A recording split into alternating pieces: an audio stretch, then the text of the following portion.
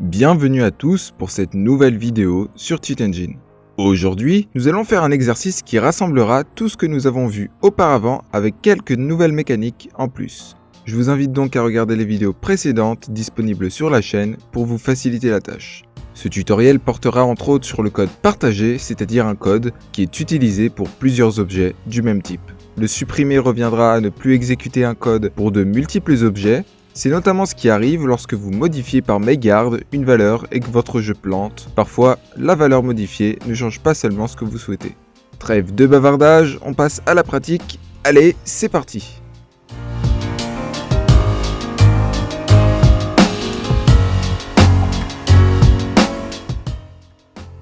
On se retrouve sur Cheat Engine. Je rappelle pour les nouveaux venus que le lien de téléchargement est disponible dans la description. Lancez le tutoriel de Cheat Engine accessible dans l'onglet Help, puis rendez-vous directement au numéro 9. Chargez ensuite le processus avec Cheat Engine, et c'est parti, on y va. Je rappelle encore une fois que tous les tutos précédents sont disponibles sur la chaîne. L'énoncé de l'exercice nous présente un petit jeu, ma foi, fort sympathique. Il y a deux équipes, une équipe de joueurs, Dave et Eric, ainsi qu'une équipe d'ordinateurs, Hal et Kit. Lorsque nous appuyons sur un des boutons attaque, on voit que chacun perd des points de vie, mais on peut remarquer aussi que Dave et Eric en perdent beaucoup plus à chaque coup. Le bouton Restart Game réinitialise les valeurs et le second bouton réinitialise puis initialise le combat entre les joueurs et les ordinateurs. On voit bien que si on essaye de le faire, nous perdons car Dave et Eric perdent des points de vie beaucoup plus rapidement. Le but du jeu est donc de réussir à gagner le combat sans geler la valeur des points de vie des joueurs. On va devoir utiliser l'injection de code pour modifier les commandes exécutées par nos boutons attaque. Première chose à faire, on va essayer de trouver une valeur sur laquelle travailler. On va par exemple attaquer Dave et rechercher la valeur indiquée. L'énoncé nous aide et nous précise que les points de vie sont de type float. On va donc rechercher avec le type float. On va ensuite vérifier qui accède à cette adresse pour en savoir plus. Donc, clic droit, Find out what accesses to this address. On redonne un petit coup à Dave et là, plusieurs lignes apparaissent. On va s'intéresser à la ligne qui contient deux registres différents. On peut voir que la commande copie le contenu de EAX dans EBX plus 4. EBX plus 4 étant très probablement la valeur de points de vie, et exécuter cette commande revient à les modifier. Si on essaye de remplacer cette commande par du code qui ne fait rien, ça ne fonctionnera malheureusement pas car le code est partagé par tout le monde. Personne ne gagnera ou ne perdra de points de vie, ni les joueurs, ni les ordinateurs. Il faut donc faire autrement en comparant plus précisément nos joueurs et ordinateurs.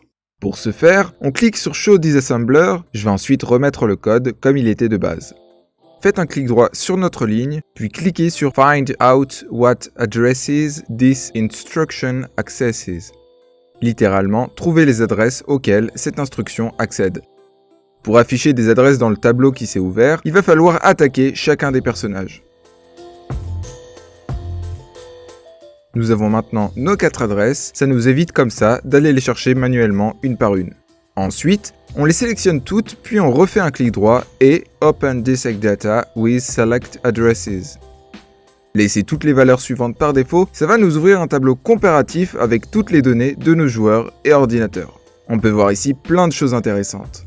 On remarque tout de suite les points de vie de chacun, je vais le noter pour vous donner un point de repère. On peut voir également que c'est la ligne 4, tout comme la commande avec EBX plus 4 que nous avons vu tout à l'heure. Changer le modificateur plus 4 permet de changer la ligne pour modifier ou comparer une autre valeur par exemple. On remarque aussi les noms, je vais le noter. Je vais également répartir en deux groupes distincts les joueurs et les ordinateurs.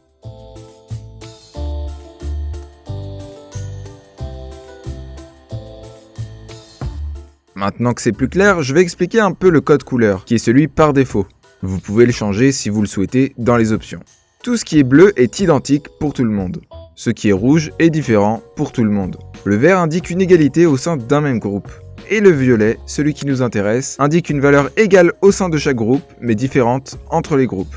On peut le voir sur notre ligne 10, avec la valeur 1 qui est représentée pour Dave et Eric, et la valeur 2 pour le groupe des ordinateurs.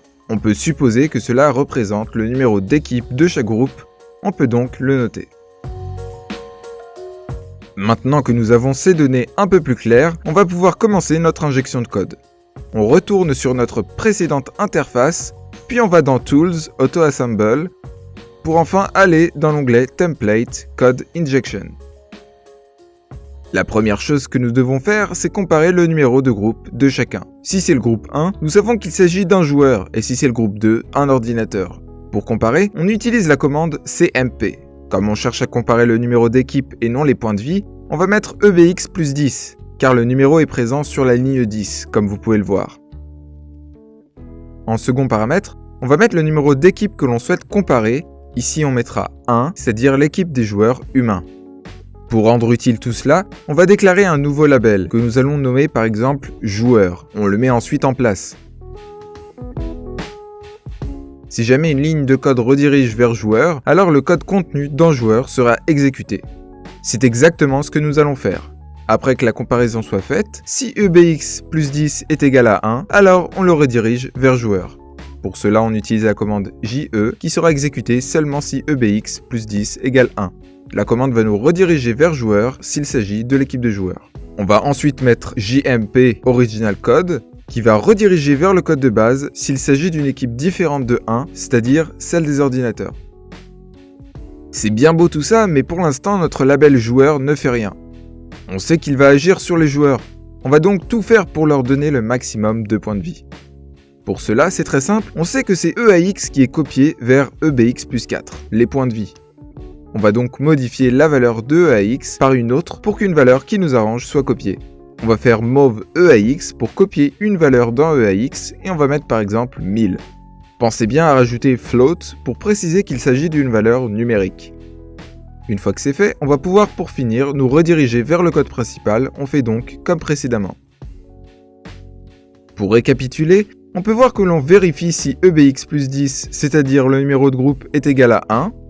Si c'est le cas, on fait un saut vers joueur puis on modifie EAX par 1000. On retourne ensuite au code original qui copie EAX dans EBX plus 4. Si le numéro de groupe n'est pas égal à 1, dans ce cas, on va directement vers le code original, ça ne change donc rien pour eux. On exécute tout ça et comme vous pouvez le voir, attaquer Dave et Eric leur donne désormais 1000 points de vie, alors que les ordinateurs perdent 1 point de vie comme habituellement. On peut donc appuyer sur Restart Game and Autoplay, et victoire, les humains sont arrivés à bout de ces satanés robots. On peut donc passer à la suite.